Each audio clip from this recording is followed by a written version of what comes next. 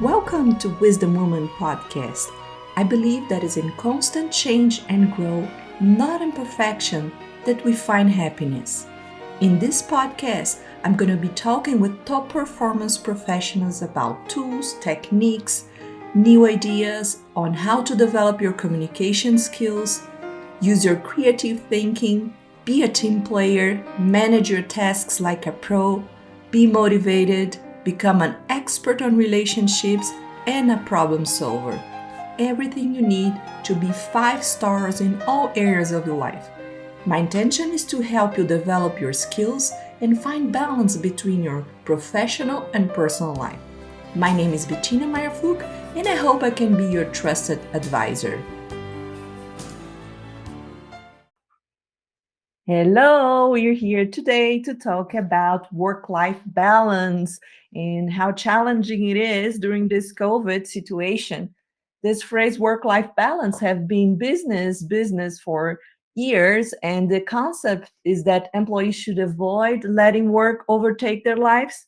But with this new around the situation around us is so complicated. It's part of the conversation about balanced family or home responsibilities, mental health, exercise, hobbies, and career that we're going to discuss today.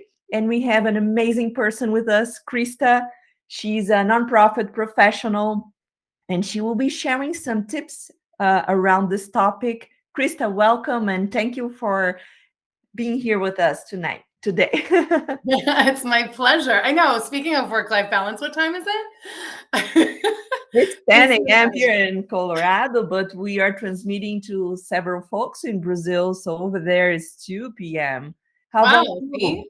You're And in we're on Florida. different time zones. So, and I'll add, thank you so much for having me, Bettina. I feel like I'm like, maybe they're tips or maybe it's just my authentic experience. And we want to hear your tips, Bettina. And if folks are really tuning in live, I want to hear your tips and questions and have a really open conversation because I'm certainly not the expert. I'm just on the journey. Yeah, we are on a journey of learning how to do those live events. So I'm not that good on answering the questions online. We are trying to record simultaneously on YouTube, Instagram, and Facebook at the same time. But let's try to do our best, Krista. Yeah, exactly. So tell us a little bit about your experience. You just moved to Florida. Why this decision of moving from another state? And I'm sure that this was based on work-life balance too, wasn't it? Yes. Totally, absolutely. I mean, my story is like many. In March of 2020, everything changed. I went from a job that was kind of a dream job where I was going to be on a plane every week, traveling the country and the West Coast, doing what I love, teaching in real life, IRL. And so everything shifted. And I think in the moment, I think many people can relate to this. It was more of like survival mode, like, okay, keep your job, keep your, family together, stay healthy. But as time went on over the last 2 years, things really shifted for me and shifted for my household as well. So work life balance started to become way more important. I needed to really put more time into doing it because, like many, as soon as I started working from home, it was kind of hard to unplug now that I'm here all day and I want to be grateful that I was still employed, which was really happening to me. I was so grateful that I still had a job and that I could still work. I burned myself out very quickly. I knew that so many people around the country and around the world weren't in a situation that I was in where I could work. And I found myself getting just, again, I'm not alone here, burned out by being online and overworking. So for me, I started this kind of personal journey of like, what is work life balance for me? And it was really looking at being happy at work and not being fully burned out, but also what's happening when I'm not at work and where are my goals and kind of where's my happiness going to fit into that. So we can talk a little bit about what happened between that moment and why I'm in Florida. But certainly the move was part of this longer term journey that I'm on around true happiness and purpose, both at work and not at work. Yeah, let me tell you a story how we met. Krista and I, we both work with nonprofits, and she was doing an amazing work. We decided to start recording podcasts together about some topics that we she normally teach nonprofits, and we felt like, hey, we have the same mission, life mission of helping nonprofits. Why not partnering? And we've been doing a lot of podcasts since then, and I mentioned to her about my program, Happiness Journey, and she decided to join because I was just launching Happiness Journey while she was moving. So it was a perfect fit, I think. So, Krista, what is work-life balance for you? Yeah, it was a perfect fit for sure, Bettina. And I'm so grateful that we had the opportunity to work together and then also that I'm on this journey with you. So, yeah, for me, work life balance was I got the work part down. I knew that it was critical for my household to, keep my job because I love my job. I'm very passionate about helping the nonprofit sector, but also, like many in a kind of challenging, uncertain economic time, my husband was out of work because he's in the restaurant industry. And it was just really important for me to continue to work for my own happiness too. So I needed to focus more time on planning what my life outside of work was and where's that balance. Because I feel like I've spent so much of my life so focused on my career goals and what are the next career goals and what's going to make me happy in my career, that I use this opportunity to for really slow down, Bettina. We've had this conversation a lot. I slowed way down. And part of that was I'm so grateful to have the happiness journey, and we can talk more about what that's done for me. But the journey was really creating more boundaries. In order to be able to do that, I needed to create better boundaries at work, and not just create them, but I needed to assert them because I wanted to spend more time outside of work on me. And so once I was able to start doing that, I'm very proud. I'm very proud of some of those boundaries that I created in 2021 for myself, because then I was able to create space to start working on me. And that's the reason why I was able to. I mean, it was a financial investment to join your program and a time commitment, right? A very personal commitment to do work on me. And both of those things, if you had asked me a year before when I said yes, it would have been no on both of those realities. So, first of all, that was like a really neat moment in itself, that I had arrived at a place where I could say yes to you that quickly. And I'm really like, now I'm on like a whole nother trajectory now that it's 2022 on doing that work, because I had some of that baseline work that I had done to basically carve out time for me. I agree with you. It's not easy to considering accepting help because sometimes we think we don't need help, and having an external help, not just rely on your spouse to exchange ideas, because sometimes you have problems at your work and you don't have anybody to talk about, and even problems at home. So accepting that someone else outside can help you have a better version of yourself, it's so hard. Every time I needed to do a big leap in my life, I had the help of a coach, and I still have right now 3 coaches helping me Me out. too. Well, I would say I have a therapist too. Maybe I have you as a partner coach, a coach, and a therapist. And I feel like that's been so great for me. These are three things that I did not have in 2020 when I started the year. And I noticed such a difference. Like you said, it's because it is investing the time and kind of saying to yourself, I'm worth this, but there is money attached to this. And you have to kind of be in that place where you've positioned yourself to be able to afford it, but also mentally you see the value of that investment for yourself, which I think was harder for me than just the money. And not talking only about money, how much time you had to invest to be able to be part of the Happiness Journey program and implement all the tips and tricks and everything that we did together. Because the Happiness Journey program, it's meant to be done in 6 weeks, but as an intensive program, you dedicate at least 1 hour a day, meditating in the morning, creating a routine, and doing one exercise a day. But how much time you committed to this program? Yeah, I'm in a really neat space around kind of this balance of not only looking at my happiness, but truly slowing down and not saying yes to too many things because I can overcommit myself. And then, like you said, it's hard to then follow through or find that time for yourself. So I would say at least an hour a day. One of the main life changing moments for me of this program really kicked off when we started meditating, Bettina. And I was thinking about it when I woke up this morning. My mom always said it's such a good thing. I've had doctors that have said it my whole life.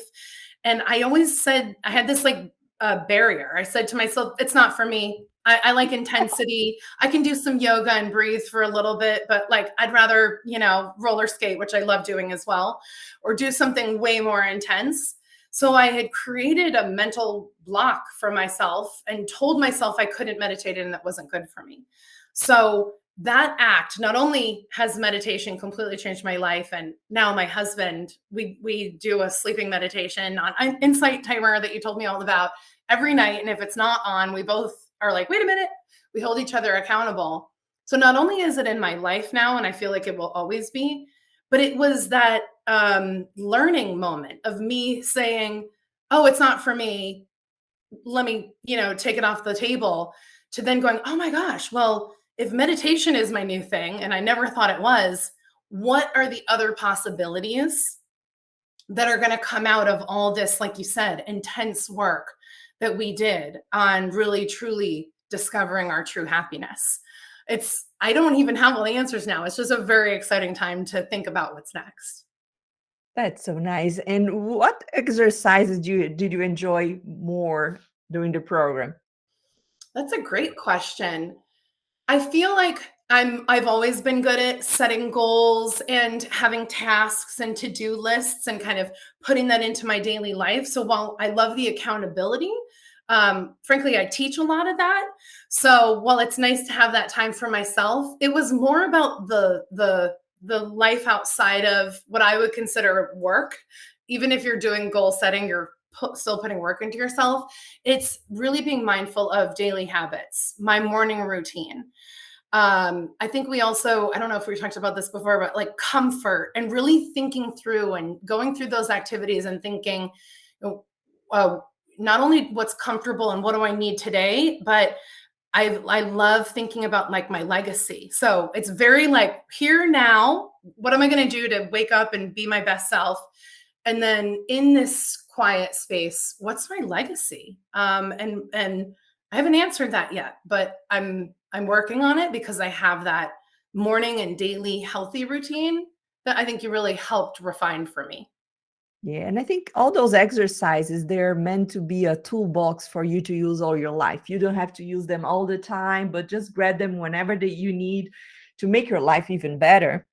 Oh, that's why I knew the investment. Not only did I put the time, probably about an hour some days, some of the exercises, like my vision board was way more time because I like found all these cool, pictures and things like that.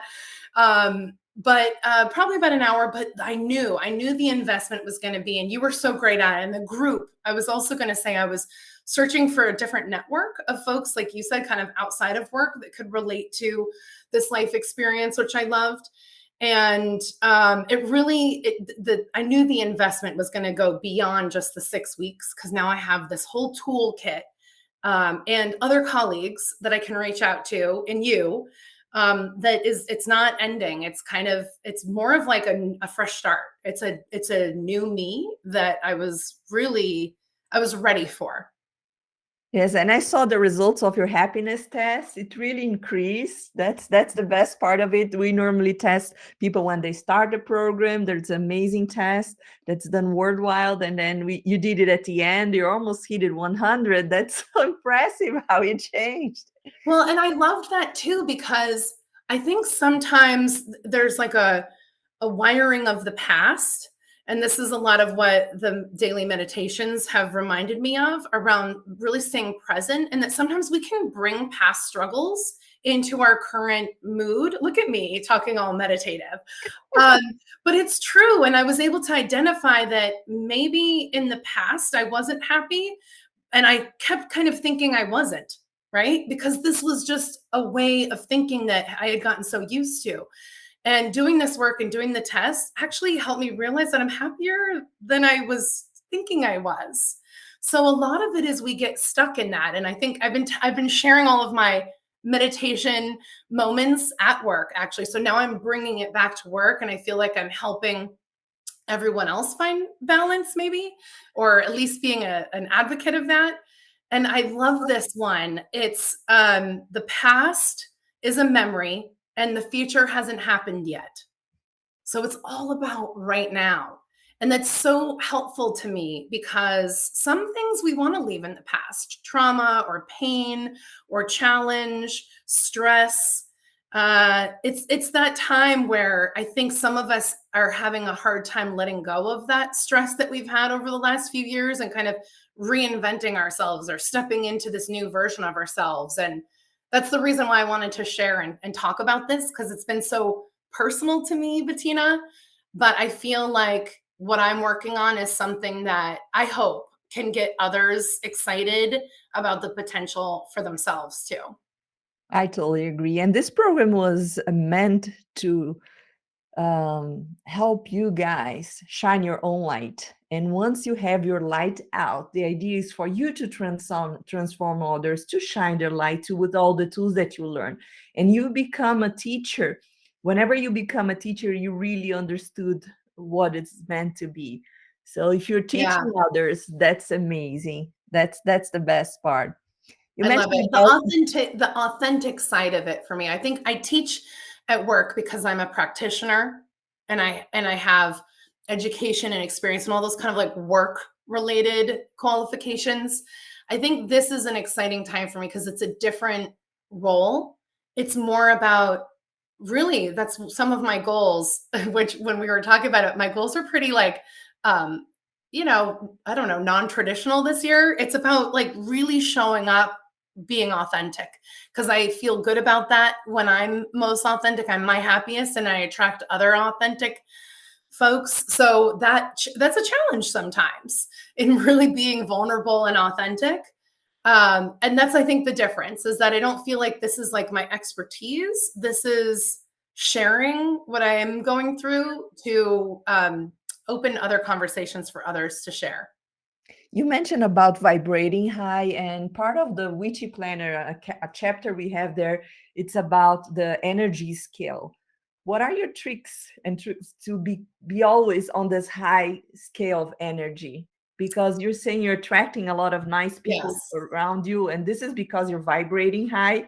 What Yep. are you doing to vibrate high besides the meditation? Yeah. I've been on, thank you for asking, because it's so fun to even be talking about this. I've been on a real journey since really early 2021. So it's just been about a year to practice self compassion. And it was a concept that I hadn't really thought about. And now it's like a new practice, but it's a journey. And so that's where happiness fits in and kind of balance on vibrating high is self-compassion. I think it's very easy, especially in a new and uncertain world where things are kind of it's hard to plan ahead right now for anybody. I've been on this kind of in this space where if I can't really look at self-compassion, then I can't vibrate high. I can be really hard on myself. If anyone else can relate, I was almost exhibiting kind of imposter syndrome behavior where I was like, why am I behaving like that? There's no reason for me to be like that, but I can relate to those feelings. So vibrating high is having self-compassion, practicing it, being authentic when I kind of veer off from it, not being hard on myself, but being authentic and really creating those boundaries, like I was saying, and asserting them nicely, kindly, professionally when it comes to work, but putting myself first. Because then I have space for myself. And it really is. It's taking things off the calendar and things off the list and literally replacing it with time for yourself. And for me, a lot is happening in that space. And I was going to say, one of my tips is like, taking a walk at lunch. This has been my new thing since January. Now that we're back to work, it's pretty easy to just sit in front of the computer all day. And I don't vibrate high at all in this environment. This is giving me energy. But so taking little walks, taking breaks. I bought a hula hoop. I don't know if I told you this or if you saw it. It's so cool. I bought a hula hoop and I'm not great at it, but it's fun. It's playful. It gives me like a few minutes of just like goofing off where I don't have to go so far away from work. But I can have a little bit of fun and get moving and take like a little giggle break. So, whatever that is for you, for me, it's movement and getting outside and giggling. But I think whatever that is for other folks, maybe it's reading or having a more quiet space to yourself. So, yeah, building those things into my day has also helped. That's so cool. I'm gonna buy a hula hoop for me too. I love the idea. So you're gonna shake around. Yeah, exactly. What Like, steps have you taken to find balance the last year with such uncertainty times? yeah. I think in addition to, some of those building it in, I actually talk about this at work a lot. I have lunch blocked on my calendar every day. It's something that I did automatically to because I knew I wanted to create better boundaries. I was finding myself in 2020 um, basically eating at my desk every day and being there for over 8 hours. It just was so easy to do. And then I started doing like dinner and breakfast and like this, I'm not enjoying my food and this is just not healthy. So I block the time, I move it around for my own scheduling realities.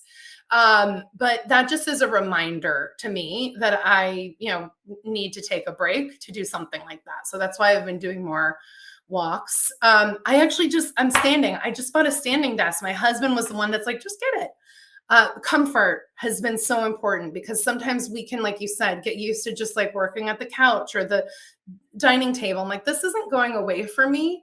So if my organization or my company is not going to invest in it, I need to invest in it for myself so that I can maintain and continue. And then I think the hardest thing that I'm still kind of putting my finger on is the networking. This is if you work from home, you know that this is challenging sometimes to really network and have that social time. I also recognize that many folks don't have the privilege to work from home and they had to go back to an office and are, have been on site serving the constituents that they need to serve in a much more, I don't know, scary safety reality. So gratitude and being mindful when I need social time to build that in as well. But it's really about gratitude for everything. It's easy to kind of get complainy, but every time I'm like, ugh, I'm like, you know what? This is a privilege to be able to work like this. Oh, I'm so glad you're able to integrate that. And we have this in the program is the what I'm grateful for at the end of the day, at least three things to tune your mind. So the night routine is so important as well as the morning Yeah. routine. So end the day with the right vibration, it's essential. So tell me about your biggest accomplishment last year and after this program happiness journey. It's kind of all in one. I think you said it in the beginning.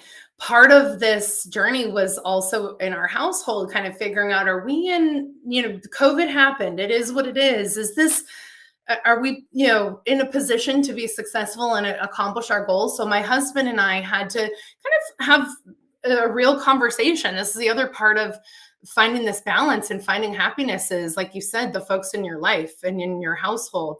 So one of the things we did was we made the decision. We had a restaurant, which during COVID was very, very challenging, and he was working all the time, and then I was there on the weekend, so we were both pretty busy.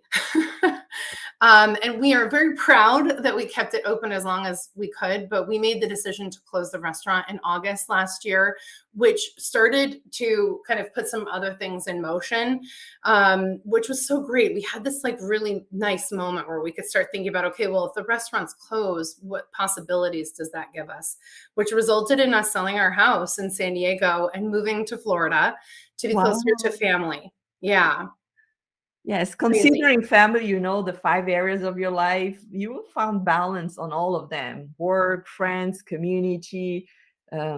your health and your spirituality. I think this is huge, isn't it? It was huge. The family piece, not only were we spread so thin and exhausted financially and emotionally, and physically, but the challenges that COVID brought made us really miss our families. We had no family on the West Coast, and all of our family was on the East Side, and then his parents were here in Florida, and it made so much sense. I will say it was so scary. It was just, I built my career in California and San Diego, and we had built our business there. We had literally, done so much to our home. It was like this beautiful, place for us. Built our community. It was the right decision, and I'm very proud in terms of the accomplishment, but it was a very hard decision. I don't think if I hadn't been kind of on this journey of finding better balance and like truly being happy both at work and not at work, that I would have had the courage to know that that was the right move. So, and then we had to like go for it. So the happiness journey came at the perfect time where we had just finished all of the move. And I was in a new space of like, okay, it's over. The stress is over. The, rush is over. How am I going to take my journey really to the next level and start redefining who this kind of new person is on the other side of all that? Yes, it's a never-ending journey, but Right. at least we walk together part of it. Right. And what is your biggest growth moment that you had? I th- Whoa, I don't did I even write that one? Uh-huh. There's so many. I really do think it's the investment in myself through the coaching, through the program, and being committed to the self-compassion. Because it was a foreign concept to me, although it made sense. Like I love supporting others in their self-compassion. It wasn't something that I was leading or practicing. So that is also a journey that is never going to end. You're never going to arrive at like an expert at that. It's something that now it's part of my daily life. But it was a true growth moment, and it still is. I have, it's kind of a mental practice around being comfortable with yourself and authentic and being confident, but also being with showing up with a growth mindset too.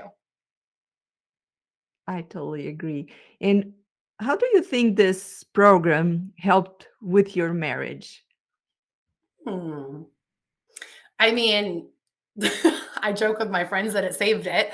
I don't think it's that dramatic, but I said it the other day. We were, as we were achieving some of our kind of very personal career focused goals, but we were going in different directions every day.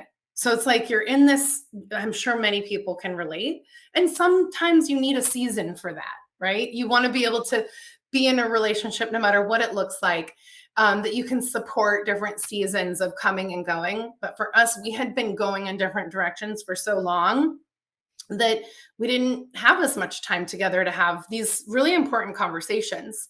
So, I mean, it's little things like we have weekends right now, which we hadn't had in many years. We were always on opposite schedules or working together on the weekends, which was really what we were doing the last few years. And we're able to explore, and we're in this really neat phase of our life where um, we're caring for my in-laws, but we're also able to kind of dream a different uh, vision. We can kind of restart, and that I don't think every marriage.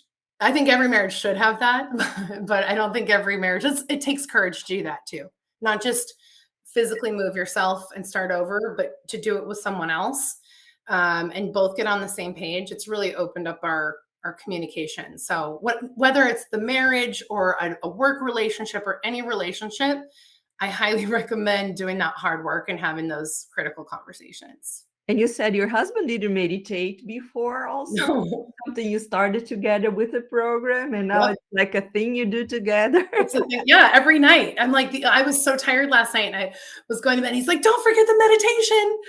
So, I mean, whatever that is, yeah, it was just whether you use the app or you put some, music on. Some nights we'll just put some ocean waves. That for so many nights of stress going to bed, not knowing what the next day was going to bring. And I know folks can still relate to that. The meditation has really reminded us that A, abundance and gratitude, but B, you can't do it the next day unless you have a good night's sleep. It's so critical to being able to do everything else is sleeping well. So it ends your day with gratitude, but it really, I look at it as like, I'm going to get such a better start to tomorrow too. And have you changed anything in relation to fuel your body and eating healthier? Oh yeah, I like I was saying, some of the best exercises in the program were, just accountability to thinking about my morning routines and how I've been eating. So I mean, it's always one of those things that like drink more water. But I mean, I just saw a post from someone that I follow on Instagram right before we got on, and she just did such a cute like reminder about drinking water, and I was like, oh yeah, let me go refill my water. So these little things that we know, it's more about the discipline to do them. So, and I'm like, it may not be for everyone, but I'm on a little, like, I'm not doing carbs and cheese right now, Bettina, but that's just for me. I'm not saying that that's for everyone, but I've also learned through doing this work that I'm way more aware of my body's sensitivities. And so it's just, I don't know, it's empowering, I think, to have more space to say, is did I just have that and that's not making me feel as good? Let me fuel with what I know is making me feel good. I think you mentioned the most important word is self-awareness. And this is one of the intention of the program, bring you self-awareness, because once you're aware of what you need, it's just a matter of doing it. And it's so nice to have a group to do together. So this happiness journey program is intended to be done with a group. The maximum people attending to the group is 12. So check it out if there is some spots available in the next round. We stay together for 2 months working in our improvements and sharing our wins, because sharing and celebrating our wins is huge too. Yeah. Yeah, I completely agree. Find a group or an accountability buddy. I mean, do this program and then find other people within your life to be your accountability partners too, if that works for you. Because it really does. I think if that's exactly it. You might think it's a silly thing to celebrate, but that's exactly what gets you excited about doing the next thing. And I look at days a little different. I find myself mentally creeping. Like yesterday, I found myself saying, I'm so bored. And because I stayed home all day, I did all my things. I did my yoga in the morning and I did my morning routine and I ate all the right foods and I did my hula hoop and then I took my bike ride, but I just felt bored. Like I had done everything that was like my good routine, but I felt bored. And then I had to do that mental work of going, are you bored? Are you, saying that you're bored? No, you're chill. You had a nice chill Monday. You accomplished so much at work. You got all your taxes to your CPA. I mean, you go through the list and you go, I'm not bored. So don't let that mind kind of creep into you to tell you something different. I think that's the other thing with the meditation. It becomes something that I can pull out for myself now all day long when I have those moments. You mentioned something about the dream board, and it was such a special moment for me doing my own dream board, because I like to walk the talk. So if I'm teaching, everything that I'm teaching, I'm practicing myself. I spent 5 hours on my dream board. I'm not surprised. It was so nice, and I Yeah, invited a friend to come over. We did it like an afternoon together. It well, was that's so fun. nice to doing together. That's why we recommend to leave this exercise for a Friday, so you can enjoy the whole weekend doing your dream board. How was the process of creating your dream board? Yeah, I think there's so many different ways that you can do it. In the past, I think old school, I'm like, get all the magazines out and, do it with paper. But I'm not in a living situation where I have paper and things like that. It's kind of temporary. And I'm like, okay, I have to think of a creative way to do this that's going to be just as, um, inspiring and I don't know what that is, like imaginative. So, uh, it was getting myself there first where I just said, I did a PowerPoint. It was something that was comfortable for me. I just had one screen and it was a really nice process for me, which I appreciate. It probably was a couple hours and then I probably went back and added to it a few times too. But it gave me this opportunity to kind of like search for images instead of seeing things and cutting it out. My process, because I was like, how do I do this? Was okay, well, think of things that make you happy, right? Through all the other exercises that we did in the program too. And so it was kind of it was like this extra step of I had to like think of something and then what's a symbol to represent that or what's, an image or a picture. So what happened for me is I thought bigger in my vision and dream board. It wasn't small dreams and visions, and it wasn't specific. This is the other thing I was sharing with someone the other day. I'm like, usually I'm very, very specific with my goals and dreams. And this year, it's like, I don't know. I think I had just like a picture of a beach or something like that. And it's a bigger idea of spending more time at the beach than, okay, go to the beach, every Saturday. And you can be at the beach in your bed with the ocean waves, right? It's a little more, I don't know, it's a larger vision and it gives me more space for me to ebb and flow with some of my big visions because I haven't really nailed down some of them. I'm really in kind of like this open space, which is it's a little wild for past Krista, Yeah. that like things a little clear. So that was one way I could do it, but I'm sure someone would come up with like 3 or 4 different ways that they can have a real fun time creating a vision board. Yeah, I agree with you. I did something similar. I grabbed my goals of the year. I went one by one and then I researched it on Google. What can represent this Yeah. goal? And then Google brings me so many images. Then I said, oh, I want that too. I want that too. I started printing out everything. And Yeah. then I put together my dream board. And now it's here close to my office. Every time I pass by, I say, oh my gosh, I really want that. Let me go Yeah. for it. It And helps. Like any goal setting, Um, it really does help. And I think I also appreciated that, while I was trying to slow down and not take on too much, but also commit to the process, I just felt like you did such a great job of following up with us as a group, but also one-on-one. And it's that tailored kind of one-on-one support through the 6 weeks that I really appreciate, Bettina. And I know that everyone else can say the same thing because I could feel it in the group. Things happen. 6 weeks is a hard thing to commit to sometimes. But what you're doing is you're committing to yourself for 6 weeks, not like being an A student, whatever that version of your old school self is. So committing yourself in that 6 weeks, I think is so important. And yeah, I really appreciate how you approached being the facilitator in that as well. yes, we're aiming to B minus and then afterwards sharpen everything to get to A plus. So doing 80%, it's good enough. And then just keep working on it. It's a journey that never ends. Right. I think that's it. I think in the past I would have wanted to like do everything, but I might not have been present in what I was doing. Right. I would want to check everything off. And so this was a real, true, deep process for me because I had to coach myself to say, if you're not really there and ready, like go meditate, go for a walk, because that's the point of this program is to kind of shift some of those thinking, but also habits. So that's the part that I got, I think, the most dramatic change and progress out of because I know I can go back and like refine the activities as I continue to build this life of happiness for myself.